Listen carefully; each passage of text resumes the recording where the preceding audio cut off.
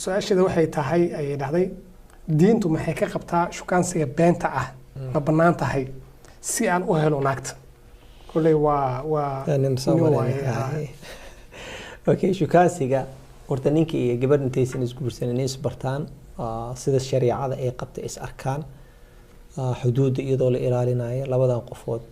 in ay wada hadlaan ayagoo ka hadlaaya aadaabta iyo akhlaaqda ilaalinayo wax dhib ma lahan laba shardi ku jirto waqtigan inuusan dheeraanin hadal oo xishood daran in lagu hadlin marka anigu waxaan la yaabay sometimes qof rahay xaaskan wada socona hal sano laba sano wada socona that's too much waa sheeka taas shukaansi maantaas waa waxyaalo kale la damacsan yahay haddaadan diyaar ahayn marka hore ha gelin nin oo doctor oo azhar oo jaamacadda azhar professorka ah barnaamijyadan aad ugu takhasusay wuxuu sameeyay research uu sameeyay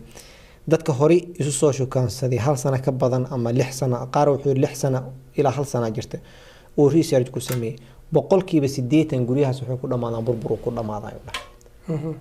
burbur ku dhamaada laana waa macquul sababta maxay tahay hada ninka iyo xaaskiisa markay isguursadaan caawa gabadhan oo aqooni markaan guri isla tagan iidan way iga xishooni anna waa ka xishoona xoogo xishoodkaas intii lagu joogo nolol fiican lagu noolaana laakiin wixii hadaan banaanka ku soo dhameysana ka waran ninkii iyo xaaskiisa markii guriga soo galeen hadii wax allaala wixii reen banaanka ku soo hadleen guriga markii la soo galay waa laba qof istaqaani waay xishoodkii ma jiraayo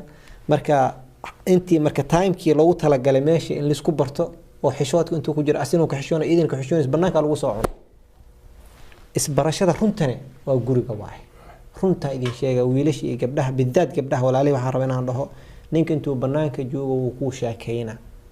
dhar cusub uu soo xirana hadal cusub uu ku sheega waxa laga yaabaa intaas uu ku sheega boqolkiiba 90 inay bog tahay xabad aysan ka jirin xaqiiqada runta guriga waa marka waqti badan iska dhuminin bil okay way ugu badnaan هذه عرك لقاري الحبلو ديالك بدينين اللهم إني أسألك فعل الخيرات وترك المنكرات وحب المساكين وأن تغفر لي وترحمني وإذا أردت فتنة قوم فتوفني غير مفتون وأسألك حبك وحب من يحبك وحب عمل يقربني إلى حبك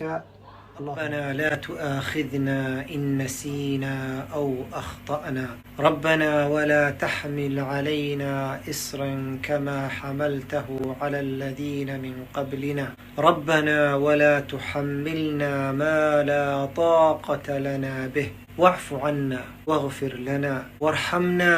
أنت مولانا فانصرنا على القوم الكافرين